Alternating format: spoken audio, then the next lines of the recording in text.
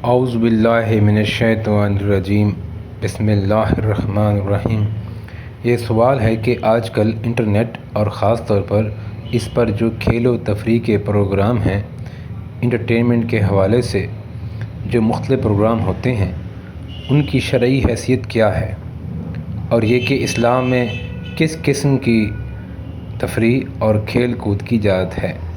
کیونکہ آج کل تو بے شمار قسم کی چیزیں انٹرٹینمنٹ کے نام پر اور تفریح کے نام پر ہوتی ہیں۔ ان میں سے کون سی چیزیں ہیں جن کا دیکھنا اور اس طرح کی تفریح کے لیے ان کو استعمال کرنا جائز ہے، اور کن چیزوں کا استعمال جائز نہیں ہے؟ بہت ہی اہم سوال ہے، اس لیے کہ یہ ہر گھر کی ضرورت بھی ہے، اور اس حوالے سے قرآن و سنت نے ہماری واضح طور پر رہنمائی فرمائی ہے۔ آج کل جب کہ انٹرٹینمنٹ کے نام پر پوری زندگی کو کھیل بنا دیا گیا ہے، اور زندگی برائے کھیل بن چکی ہے، زندگی کا کوئی مقصد نہیں رہا، اور ہر چیز جو ہے اس کو انٹرٹینمنٹ کے نام پر پیش کیا جاتا ہے۔ یہ بات بہت ہی عام ہے کہ ہمیں یہ معلوم ہونا چاہیے کہ کیا چیزیں ہمارے لیے جائز ہیں، کیا ناجائز ہیں، اس لیے کہ اسلام جب اس بات کا دعویٰ کرتا ہے کہ وہ زندگی کے ہر معاملے سے متعلق رہنمائی کرتا ہے، اور کسی بھی معاملے کے اندر کوئی افراط و تفریط نہیں ہے، لیکن بدقسمتی سے ہمارے ہاں اس حوالے سے بھی لوگوں کے ذہنوں میں الجھنیں پائی جاتی ہیں۔ ایک طبقہ تو وہ ہے جو یہ سمجھتا ہے کہ اسلام اس بات کا نام ہے کہ دنیا کو چھوڑ دیا جائے، تارے کی دنیا ہو جائے،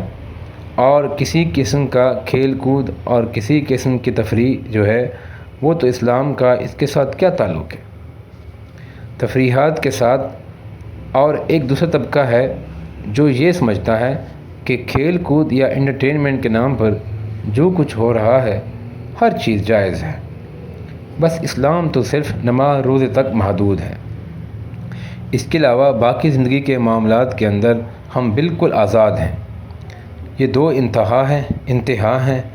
جہاں پر ایک طبقے نے اسلام کی یہ تصویر پیش کی ہے کہ بندے کو مکمل طور پر تارک دنیا ہونا چاہیے،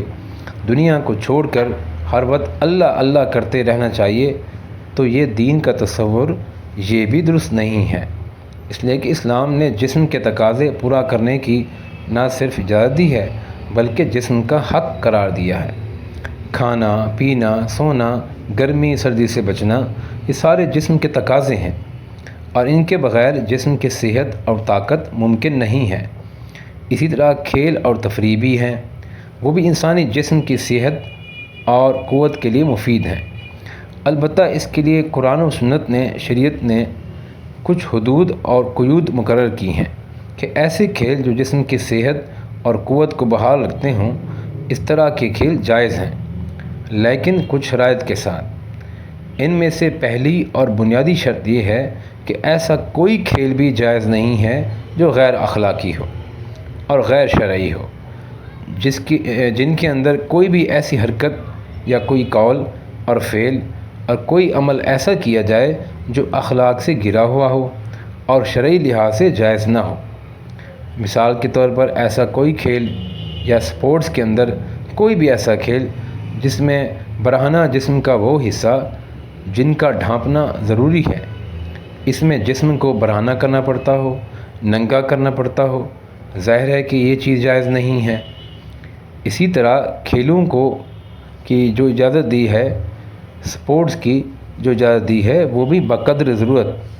جس قدر انسان کی صحت کے لیے ناگزیر ہے، کیونکہ ہر اچھی چیز جو ہے وہ ضرورت سے زیادہ نقصان دہ ہوتی ہے۔ مثال کے طور پر کھانا جو ہے یہ انسان کی بنیادی ضرورت ہے، لیکن جب انسان کھانا بھی ضرورت سے زیادہ کھا لیتا ہے تو وہ اس کے لیے مضر اور نقصان دہ ہوتا ہے۔ اسی طرح ایک شرط یہ بھی ہے تفریح اور کھیل اور کود سے تعلق رکھنے والی چیزوں کے لیے کہ اگرچہ وہ تعمیری نوعیت کی کیوں نہ ہوں، لیکن یہ فرائض سے غافل کرنے والی ہوں۔ مثال کے طور پر نماز کا وقت ہو گیا ہے، کوئی آدمی ایسے کھیل کے اندر مصروف ہے جو بجائے خود تو جائز ہے، لیکن وہ کسی طرح بھی اس وقت جو ہے وہ جائز نہیں ہے، اس لیے کہ اس طرح کی حرکت یا اس طرح کی جو چیز ہے وہ انسان کو بنیادی فرائض سے غافل کرنے والی ہے۔ تو اس طرح کی چیزیں جو ہیں وہ بنیادی شرائط ہی کے ساتھ جائز ہو سکتی ہیں کہ جس قدر انسان کی جسمانی ضرورت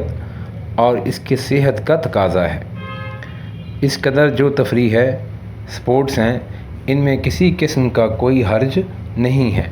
لیکن انٹرٹینمنٹ کے نام پر فحش پروگرام، موسیقی کے جس قدر ان کے اندر فحاشی ہے، عریانی ہے، بے پردگی ہے، بے حیائی ہے، یہ تو پوری قوم کے اخلاق اور کردار کو تباہ کر رہی ہے، اور ان سے ان کا عقیدہ اور ان کا ایمان جو ہے وہ سب کچھ تباہ ہو رہا ہے، اور یہ چیزیں ان کے ایمان کو بھی تباہ کر رہی ہیں اور اخلاق کو بھی تباہ کر رہی ہیں۔ تو مغرب کی طرف سے جو انٹرٹینمنٹ کے نام پر جو چیزیں آ رہی ہیں وہ تو ایک حیوانی تہذیب کی نمائندگی کرتی ہیں۔ کھیلوں کے بہانے تہذیب کو اور اپنی بے حیائی پر مبنی ثقافت کو پھیلانے کا ایک ان کے پاس حربہ ہے، اور ہم ان چیزوں کو بڑے آرام سے، سکون سے اپنے گھروں کے اندر بیٹھ کر جو ہے وہ برداشت بھی کرتے ہیں، اور اس کے بعد جس وقت ہماری نئی نسل کے اخلاق اور کردار جو ہے تباہ ہو جاتا ہے، ایمان ان کا ضائع ہو جاتا ہے، تو اس وقت ہمیں خیال آتا ہے کہ اب تو یہ بہت بگاڑ کا شکار ہو چکے ہیں اور اب ان کی اصلاح کی کوئی صورت باقی نہیں رہی۔ البتہ اس میں چند ایک ایسے کھیل و تفریح کے پروگرام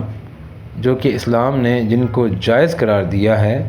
مثال کے طور پر خود نبی اکرم صلی اللہ علیہ وسلم نے بعض کھیل ایسے ہیں جن کی نہ صرف یہ کہ آپ کی موجودگی میں وہ کھیل ہوئے ہیں بلکہ آپ نے حوصلہ افزائی فرمائی۔ مثال کے طور پر بعض صحابہ کرام رضوان اللہ اجمعین آپ کے سامنے نیزہ بازی کرتے تھے، تو یہ وہ جذبہ جہاد سے سرشار نوجوان اس سے چونکہ تیار ہوتے ہیں، تو یہ ایک بامقصد کھیل بھی ہے، تفریح بھی ہے، جسمانی ورزش کا ذریعہ بھی ہے۔ نبی اکرم صلی اللہ علیہ وسلم خود بھی یہ کھیل دیکھتے تھے، اور حضرت عائشہ رضی اللہ عنہا فرماتی ہیں کہ مجھے بھی بعض اوقات فرماتے تھے کہ اس میں بھی یہ کھیل کہ میں بھی یہ کھیل دیکھوں، اور میں نے خود بھی دیکھا۔ اس طرح جو صحابہ کرام اس کھیل میں شامل ہوتے تھے ان کی حوصلہ افزائی فرماتے اور ان کو شاباش بھی دیا کرتے تھے۔ اسی طرح بعض اوقات صحابہ کرام جو ہیں وہ پیدل دوڑ کا مقابلہ کیا کرتے تھے،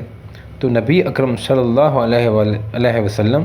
ان کی حوصلہ افزائی فرماتے، اور اس طرح کے واقعات بھی ہوئے کہ بعض صحابہ کرام جو اس طرح کے کھیل میں اور پیدل دوڑ کے مقابلے میں حصہ لیا کرتے تھے، ان کی تیز رفتاری کی وجہ سے بعض اوقات جو ہے بہت مسلمانوں کو فائدہ بھی ہوا۔ مثال کے طور پر ایک صحابی جو ہیں وہ جو اس معاملے کے اندر بہت ہی تیز رفتاری کا مظاہرہ کرتے تھے۔ ایک مرتبہ کہیں ڈاکو نے کوئی سامان لوٹ لیا تو وہ تنہا ان کے پیچھے بھاگے، اور ڈاکو نے یہ سمجھا کہ شاید کوئی پوری جماعت پیچھے آ رہی ہے، تو وہ لوٹے ہوئے سامان کو بھی راستے میں چھوڑ کر بھاگ گیا۔ تو ظاہر ہے کہ اس طرح کی چیزیں جو ہیں یہ ملک و ملت کے لیے مفید ثابت ہوتی ہیں۔ اس طرح کشتی کا جو مقابلہ ہے یہ بھی ایک صحت مند مقابلہ ہے، نبی اکرم صلی اللہ علیہ وآلہ وسلم کے دور کے اندر رائج تھا۔ تو آج کے دور میں جو نئے کھیل ہیں ان میں بھی یہ ممکن ہے کہ ان کو شرعی حدود کے اندر رکھ کر جو ہے وہ کھیلا جا سکتا ہے، چونکہ ایک مسلمان کی زندگی کا بنیادی مقصد تو اللہ تبارک و تعالیٰ کی بندگی ہے، اور ان حدود اور قیود کی پاسداری ہے جو اللہ تبارک و تعالیٰ نے اور نبی اکرم صلی اللہ علیہ وآلہ وسلم نے عائد کی ہیں۔ اسی طرح مثال کے طور پر جوا ہے تو یہ معاشی خرابی کا ذریعہ بھی ہے، اخلاقی بگاڑ کا، فتنے فساد کا ذریعہ ہے، تو اس میں خرابی پیدا ہوتی ہے۔ اسی طرح وہ کھیل جن کے اندر زندہ حیوانوں پر نشانہ بازی کی جاتی ہے، ان سے بھی نبی اکرم صلی اللہ علیہ وسلم نے منع کیا۔ انسانوں کو درندوں کے سامنے ڈالا جاتا تھا، اسے منع کیا۔ اسی طرح مرغ بازی جو ہے مرغ آپس میں لڑائے جاتے ہیں۔ کتوں کو لڑانا اور بٹیر بازی جو ہیں، ان کے اندر جانوروں کو چونکہ اذیت پہنچتی ہے اور یہ ایک طرح کی درندگی بھی ہے، ان سے شریعت نے اجتناب کرنے کی اور ان سے بچنے کی تلقین کی ہے۔ اسی طرح ڈرامے ہیں، فلمیں ہیں، یہ انسان کے ایمان اور عقیدے کو بہت زیادہ نقصان پہنچانے والی چیزیں ہیں۔ اس کے مقابلے میں ایسے بامعنی اشعار، نظم، حمد، نعت، تجوید سے قرآن پڑھنا جس سے اللہ اور اس کے رسول کی محبت میں اضافہ ہوتا ہو، اس طرح کی جو انٹرٹینمنٹ ہے، تفریح کا یہ سامان ہے، تو اس طرح کی چیزوں کو اختیار کرنا چاہیے جن کی شریعت نے اجازت دی ہے اور جس سے ہمارے ایمان کو، عقیدے کو اور اخلاق کو نقصان پہنچتا ہے۔ ان چیزوں سے ہمیں بچنا چاہیے۔